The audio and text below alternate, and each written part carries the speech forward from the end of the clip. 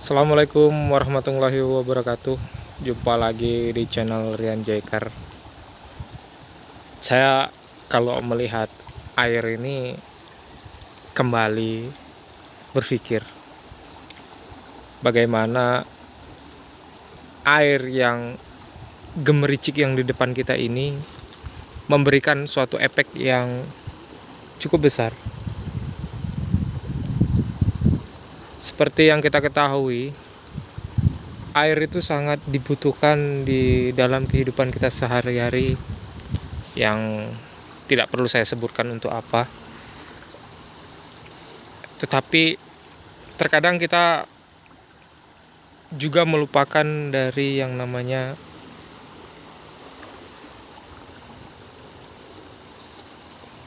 akibat fatal yang dihasilkan ketika kita melupakan air tersebut. Ada istilah kita untuk membakar rokok perlu mancis yang apinya kecil. Tetapi ketika api itu besar, maka hutan yang selebat apapun bisa dilalapnya. Kembali fokus kita kepada air. Air, kalau satu gelas bisa meredakan dahaga kita. Tetapi ketika air yang dataannya jutaan mililiter kubik, maka bisa menyebabkan luluh lantak. Contoh, tsunami Aceh dan tsunami-tsunami yang lainnya yang sudah meluluhlantakkan suatu daerah. Di Jawa ada banjir air bah. Terus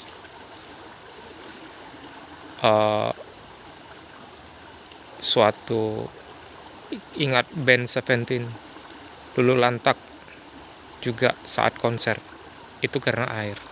Sebenarnya kita nggak menyalahkan air sih, karena kita sama-sama ciptaan dari makhluk. Kita sama-sama ciptaan Allah Subhanahu wa Ta'ala. Air juga makhluknya, kita makhluknya.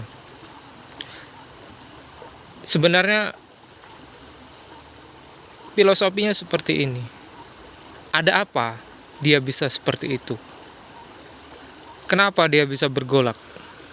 Kenapa dia bisa meluluh lantakkan? Ini suatu pertanyaan yang sangat besar untuk kita semua. Contoh.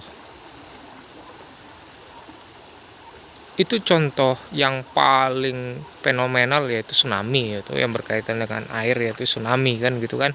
Di Aceh kemarin itu kan, atau tsunami yang di Jawa, atau kejadian yang merenggut personil band Seventeen yang hanya meninggalkan satu orang vokalisnya saja kan. Itu contoh besar. Sekarang saya akan mencontohkan yang kecil. Gimana air bisa meluluh lantakkan sebuah jembatan penghubung desa. Ya inilah contohnya. Masyarakat DK3 Desa Payung Sukaki menyebutkan ini jembatan Gringging.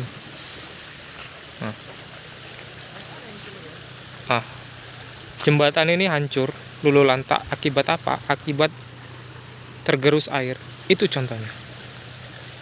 Itu adalah mobil kampas pengangkut sembako yang akan mendistribusikan barang dari Desa Bangunjaya ke Desa Payung Sukaki. Itu mundur. Ini efeknya.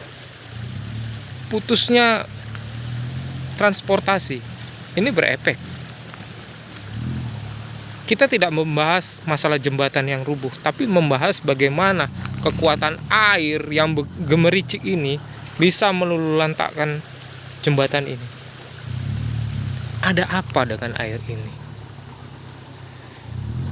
Ini yang harus kita bahas. Ada apa dengan air ini? Kenapa dia bisa meluluh lantakkan sebuah jembatan ini? Ini yang perlu kita bahas. bukan jembatan yang rubuh.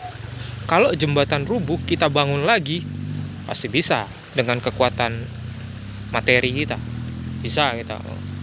Yang perlu kita bahas, air ini apa sebabnya, kenapa dia bisa meluluh lantakkan jembatan ini. Itu yang perlu kita pikirkan, perlu kita resapi, perlu kita renungi. Inilah air tersebut.